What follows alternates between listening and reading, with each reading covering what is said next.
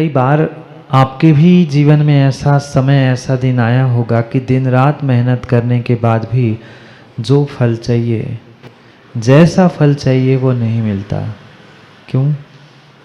मेहनत में कमी नहीं थी, कमी कहीं न कहीं वर्तमान के पुण्य में थी, भूत के पुरुषार्थ में कमी थी। कल का किया हुआ पुरुषार्थ आज मेरे लिए पुण्य है, और आज मैंने किया हुआ पुरुषार्थ कल के लिए पुण्य और भाग्य बनने वाला है। ये बहुत और बहुत विवेकपूर्वक हमें समझने की आवश्यकता है, क्योंकि ये मनुष्य पर्याय बहुत ही दुर्लभता से प्राप्त होती है, बहुत ही दुर्लभता से प्राप्त होती है। शायद उसकी कीमत जीव समझ नहीं पा रहा। जैसे एक एक पई, एक एक रुपया, एक एक पैसा इकट्ठा करने के लिए इंसान आज तड़प रहा है, क्या ऐसे एक एक समय, एक एक मिनट, एक एक क्षण का पुण्य एकत्रित करने के लिए कभी जीव ने प्रयास किया? नहीं किया। एक नहीं, दो नहीं, सैकड़ों बार हमें मौके मिले, पर उन सैकड़ों मौक़ों में से भी एक आध बार भी हम अपने आप को, अपने पुण्य को कभी बढ़ाने का, बदलने का प्रयास नहीं कर पाए। ये पक्का मानना पंचम काल में बहुत बहुत थोड़ा सा पुण्य है। यूँ कह दो, एक चुल्लू मात्र प्रमाण पुण्य तुम्हारे हाथ में है। आप उस पुण्य का उपयोग जहाँ चाहे कर सकते हो। विषय, भोग, वासना, कषाय, पाप, इन सबको भी करने के लिए पुण्य चाहिए।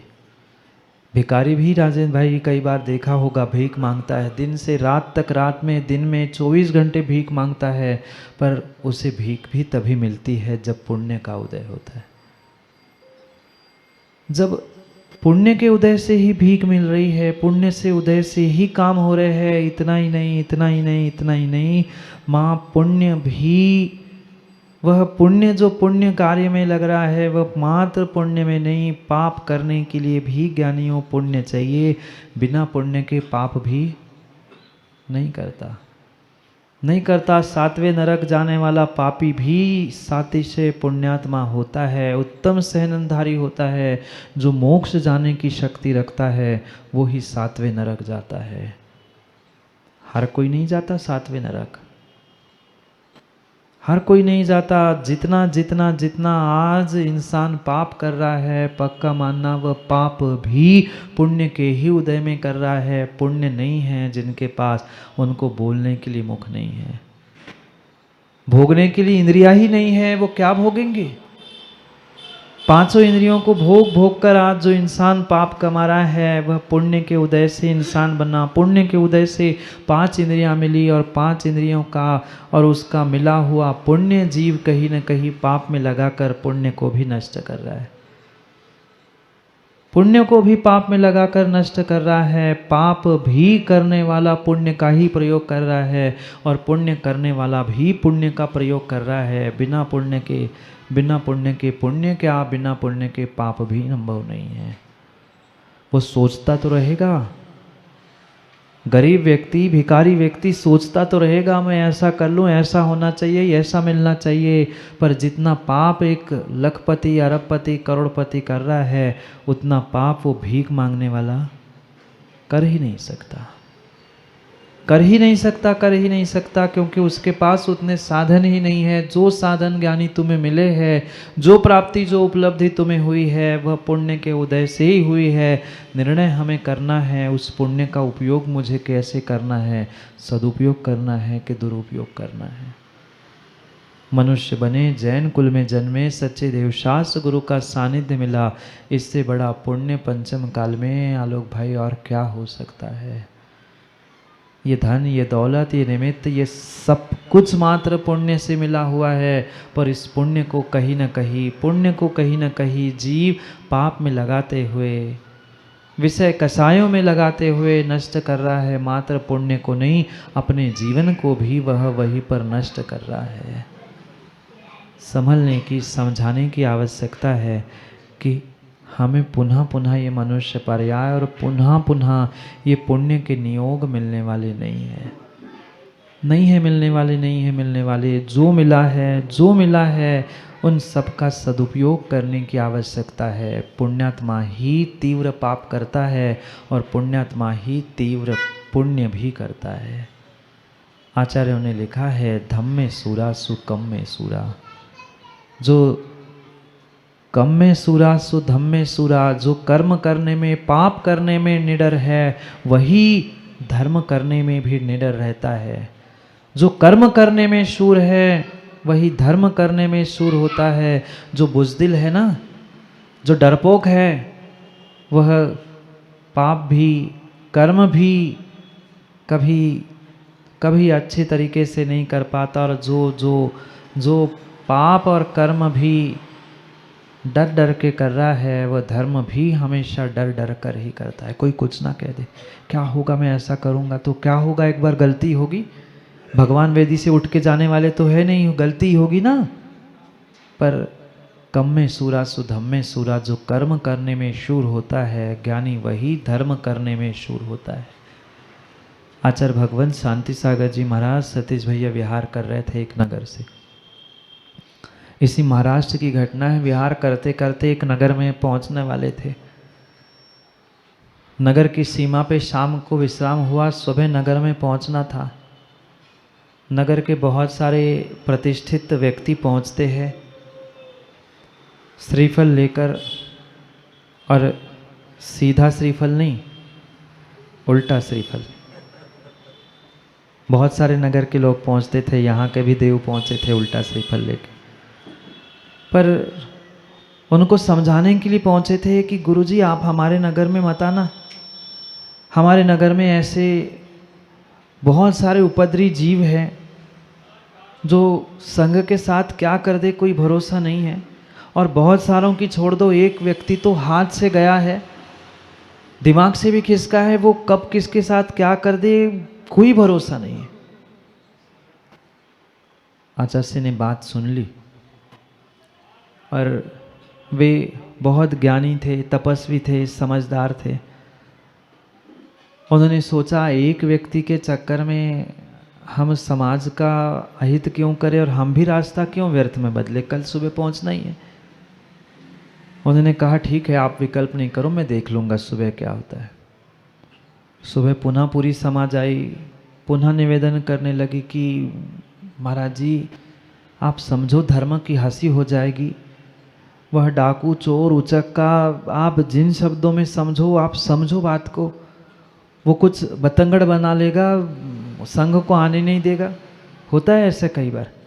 एक बार हम कहीं विहार कर रहे थे, विहार अगवानी ही चल रही थी, और एक व्यक्ति पहुंचा दिनेश फरसा लेकर, फरसा जान, इतना बड़ा फरसा लेकर पहुंचा। अब वो सामने में ढोल वाले बजा के आगे बढ़ रहे हैं, और वो उनको वो ढोल में मारा, इधर को मारा, अब सब तितर पितर हो गए। होता है। तो समाज को ये विकल्प हुआ कि पता नहीं ये पागल जैसा हरकतें करता है, कुछ संघ पे उपसर्ग ना हो जाए। इसलिए समाज पहुंची थी कि भाई महाराज मत आना, हमारे नगर में ऐसा ऐसा एक इंसान है, वो कभी भी कुछ भी कर सकता है। आचार्य महाराज ने कहा तुम टेंशन नहीं लो, मैं देख लूँगा, जो होगा सो देख लेंगे। यूँ रास्ता बदलना समझ में नहीं आता, हम तो आए रहे। और सुबह सुबह आचार्य महाराज ने विहार किया। शांति सागर जी आगे बढ़ते गए। अब सबको धुक पुक थी, क्या होगा, वो आ जाएगा, और सोच ही रहे थे। और ऐसा कहते हैं नाम लिया और हाजिर। वो सामने से आते हुए दिखा। अब सबकी सिट्टी पिट्टी गोल, पता नहीं अब वो क्या करे। हाथ में लाठी लेके आया था, अब तो लगा कि भैया किसी का माथा फोड़ देगा, कुछ ना कुछ कर देगा। सब उसको रोकने का प्रयास कर रहे थे कि वो महाराज तक ना पहुँचे, जैसे तैसे उसे अलग कर दे। जैसे हमारे साथ हुआ था, मतलब हम आचार्य के साथ थे तो फरसा लेके आया, बात ठीक है, पहुँचा नहीं, पकड़ा उसको, सब कुछ ठीक है, पर तब भी वो आया। और पर शांति सागर महाराज उन्होंने कहा रुको मत। उन्होंने इशारा किया कुछ मत करो। कहे महाराज आप तुम्हारा कमंडल फोड़ दे, सर फोड़ दे, क्या भरोसा। कहा कुछ मत कर। कितना ही दुर्जन व्यक्ति क्यों ना हो, पर एक बार उसे प्रभु और गुरु को देखकर कुछ कुछ परिणामों में विशुद्धि बनती ज़रूर है। भले ही दूसरे मिनट वो अपनी हरकतों से बाज नहीं आए, पुनः वही काम करे, पर एक आध मिनट तो उसे लगता है कि क्या सही क्या नहीं, कितना ही दुर्जन क्यों ना हो, कितना ही पापी क्यों ना। इतने बड़े आचार्य भगवान को उसने देखा, इतनी तपस्या, इतनी उनकी वरगणाएं, बिल्कुल ऐसे सामने 2-4 ही फीट पे पहुंचा होगा, हाथ की लकड़ी वो छोड़ता है और नीचे बैठकर नमस्कार करता है। उसे पता नहीं था नमोस्तु क्या कैसा करना, कभी मंदिर जाना नहीं, कुछ लेना देना नहीं, सप्त व्यसनों में डूबा इंसान क्या नहीं करता। पर फिर भी सुना था कोई आचार्य महाराज आ रहे, कोई गुरु भगवान आ रहे हैं, उसने कहा चलो मैं भी दर्शन कर लूँ। सब डर रहे थे, पता नहीं अब वो बहुत सारों की आदत होती मजाक करने की, टांग ना खींच ले और कुछ ना कर ले। सब आगे पीछे आचार्य महाराज बार बार इशारा कर रहे थे, कुछ मत करो, कुछ मत करो, कुछ मत कहो। उसने जैसे ही बैठकर नमस्कार किया, उठकर खड़ा ही हो रहा था, आचार्य महाराज ने अपने हाथ का कमंडल किसे पकड़ाया? उसी व्यक्ति को पकड़ा। अब तो सब हैरान हो गए, पता नहीं अब ये कमंडल का क्या करे, कुछ समझ में नहीं आया। थोड़ी सी अगवानी बची थी, 5-7 मिनट में जहाँ व्यवस्थाएं थी, मंच लगा था, वहाँ आचार्य महाराज जाके पहुँच गए। अब इतने बड़े तपस्वी का कमंडल कोई हाथ में ले, मजाक है? उसकी क्या औकात होगी कि वो कुछ उपद्रव करे। कमंडल उसने लिया था और मंच पे आचार्य महाराज और संघ जाके बैठ गया। उसने भी सोचा कि चलो कुछ हम भी सुन ले, इतनी दूर तक आए, जिंदगी में पहली बार गुरु मिले, सानिध्य मिला है। उसने कमंडल रखा किनारे और प्रवचन सुनने बैठ गया। प्रवचन हुआ और समय निकल गया। आचार्य महाराज आहारचर्या के लिए गए। आहारचर्या के बाद लौटकर पुनः वो सप्तव्यसनी श्रावक पहुंचता है कि गुरु महाराज मैं आपके साथ कुछ दिन रहना चाहता हूँ।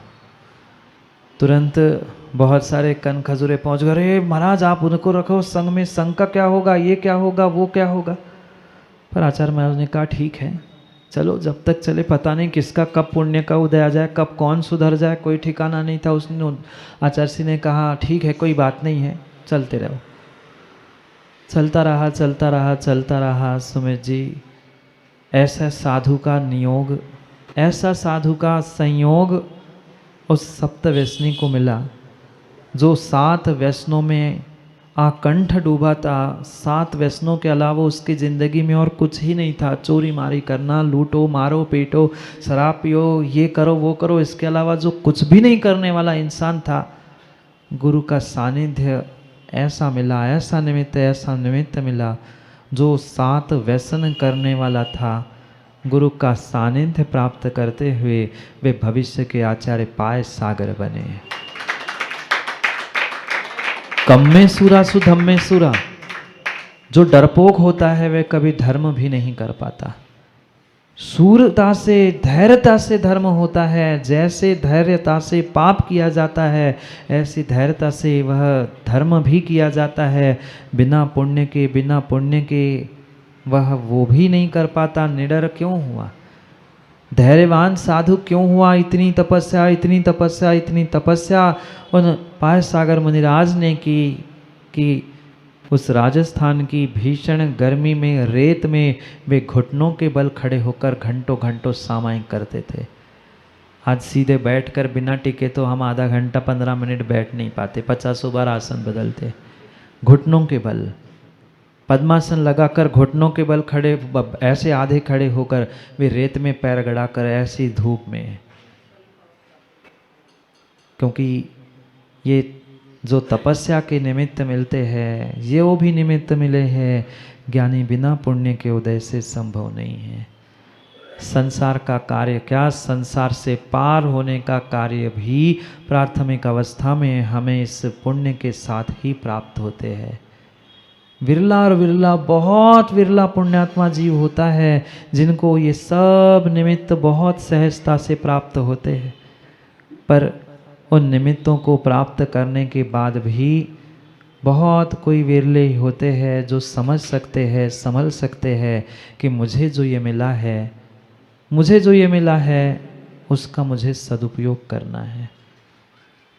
कितने लोग सदुपयोग कर पाते हैं, और ये भी पक्का है, ये भी पक्का है राजेंद्र मरगा, सुन रहा है, बातें चल रही, राजेंद्र भाई ये भी पक्का है, मिले हुए साधनों का, मिले हुए समय का सदुपयोग भी वही करता है जिसका तीव्र पुण्य का उदय होता है।